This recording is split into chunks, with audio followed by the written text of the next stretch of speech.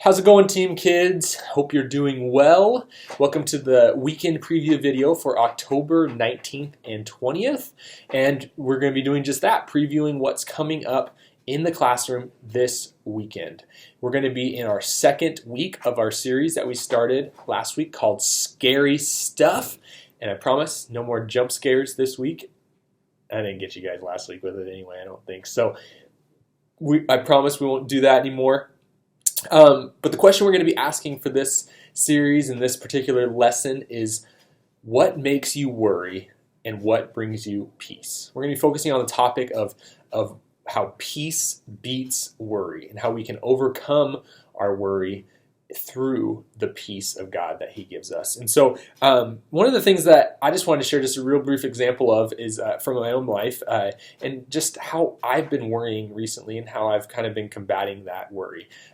So over the past couple months, we've kind of been in a situation, my wife and I, where her job has kind of phased out of what she was doing. She is a therapist, and because she's a therapist, she works in the medical field, and just with things going on with Medicaid and Medicare, her job has kind of transitioned into not being needed by her employers, and so her hours have been cut almost completely, and so that kind of has put us in a really tough situation financially, just with things that are coming up, and really what's happening is we've been finding out that we've had enough.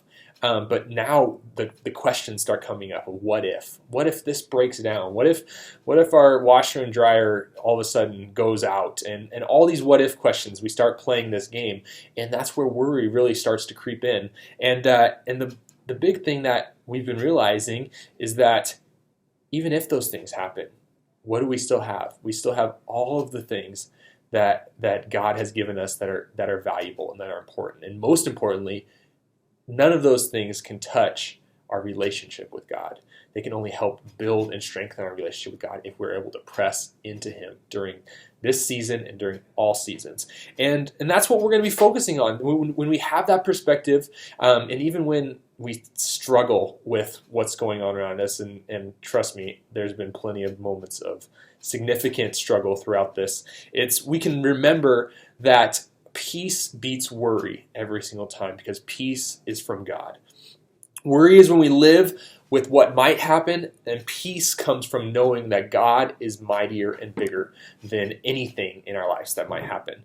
So peace beats worry. That's going to be the focus for this week. So why? Why does peace beat worry? And the primary reason is because, as I mentioned, peace comes from God. It's originates in His character, and it originates in who He is.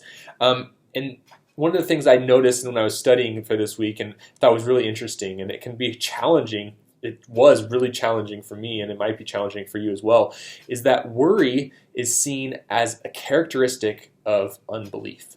In the first century, actually, worry was a common characteristic amongst pagans, because their gods that they worshipped were unpredictable. They had no idea how their gods were going to react, how their gods were going to function in relationship to them.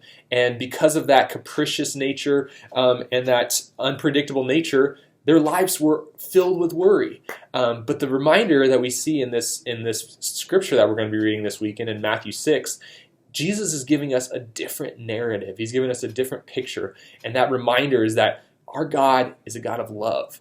And if we focus in on that core component of who God is, then any circumstance, anything that comes about, we can know and trust that God's going to work this about for good. And so that's going to be a great reminder as we go into this lesson this week. At the end, I just wanted to cover just a couple big things for this coming up weekend, big picture things. One thing is that this week is the last week of groups registration, so we're going to be emphasizing that. I've attached some Google Sheet documents that will help you kind of see who's registered so far. And then after this week, we're going to start filling in that with names of kids who have been at church for the last month who haven't registered, so that way you guys can start getting more names on your list of kids who have been participating. And the last thing that I wanted you guys to know about with that is I've I sent an email out this week for most of our small group leaders with an attachment or an idea for what we can do to connect with parents, and it's to do this small group leader biography. And it's just a resource. It's an optional resource. You guys don't have to do it, but it's an option for you guys if you want to just hand something to the parents, because those times at the end of class can be really hard to just have a full-on conversation, and then just say, here, I'm your child's small group leader, and it's been so much fun leading them, and I want to just share some fun information about who I am, so that way if you ever wanted to know more, if you ever wanted to start a conversation, I'm more than willing, and here's some fun things to know about me. That's hopefully going to be a good resource for you guys. You can use it if you want. I'm going to include a link to fill out the questionnaire in order to do that. So that's available for you.